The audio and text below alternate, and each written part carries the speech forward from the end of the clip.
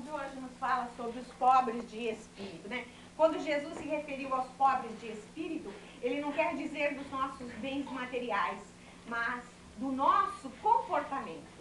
Que Jesus nos mostra que ser orgulhoso, ser vaidoso, ser prepotente, nós não estamos sendo humildes e caridosos.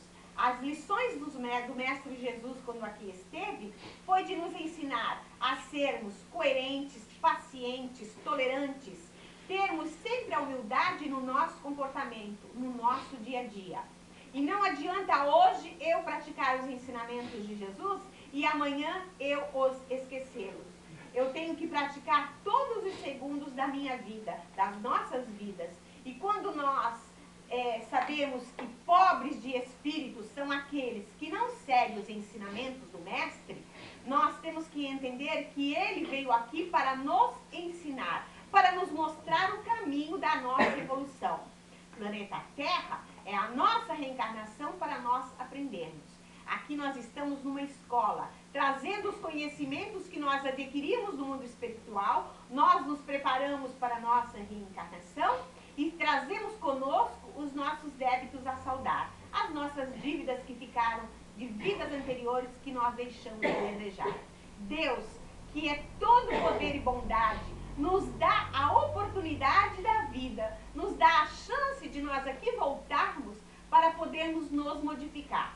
Já pensou se não houvesse a chance de uma nova vida? Se Deus não nos desse a oportunidade de reencarnarmos novamente, nós não conseguiríamos a nossa evolução.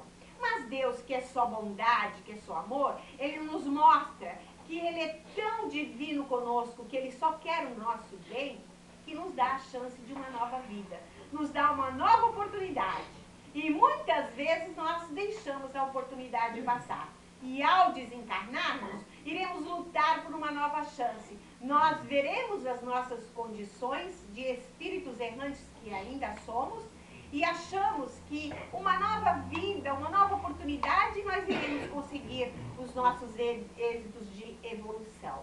Mas quando aqui chegamos, nos deixamos levar pelo planeta Terra, pelas paixões do planeta. Nós não toleramos aquele que está ao nosso lado, nós não toleramos os nossos familiares. Muitas vezes, familiares nossos nós não temos uma afinidade, são espíritos de vidas anteriores com os quais nos desajustamos. E qual é a maior oportunidade que nós temos de nascermos com aquelas pessoas que não nos entenderam, que tivemos divergências em vidas anteriores e nós os estamos recebendo como família. E aí assim haverá um entrosamento. Quando nós recebemos no nosso lar um filho que vem nascer, não sabemos quem é aquele espírito. Não sabemos se é o nosso espírito amigo ou se é um espírito com que nós temos que nos ajustar. Mas também muitas vezes um filho que Deus nos dá são espíritos que Deus coloca nas nossas mãos a evolução daquele ser. Deus nos dá a oportunidade de ajudarmos outros espíritos a aprenderem. Então, quando recebemos no nosso lar os nossos filhos, são filhos de Deus que Ele está confiando a nós. E que nós temos o dever de direcioná-los para o caminho do bem. E que caminho que nós podemos direcioná-lo? Exemplificando com as nossas atitudes. Se nós fizermos tudo correto, nossos filhos terão que seguir os nossos ensinamentos. Lembrando que falar, dizer o que um filho ou um amigo tem que fazer, não serve muito. Nós temos é que ser o exemplo. Porque Jesus, Ele não vivia falando, Jesus exemplificava. Jesus praticava e era através da sua prática que nós aprendíamos aquele ensinamento. Então, quando nós quisermos que alguém faça o melhor, nós temos que mostrar a ele como que se faz, fazendo a nossa parte.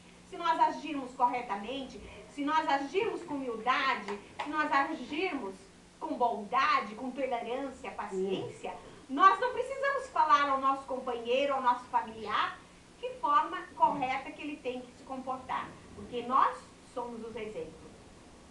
Se nós ficarmos apenas falando e nós não praticarmos, então, que mérito teremos perante aquele que está ali para aprender? Então vamos agradecer a Deus a oportunidade de estarmos todos nós hoje aqui reunidos, aprendendo os seus ensinamentos, e que vocês tenham uma semana de muita luta, de muita paz, de muita tranquilidade e de muita vitórias. Um bom domingo, um bom carnaval, se divirtam, mas sem excessos, e um bom café da manhã.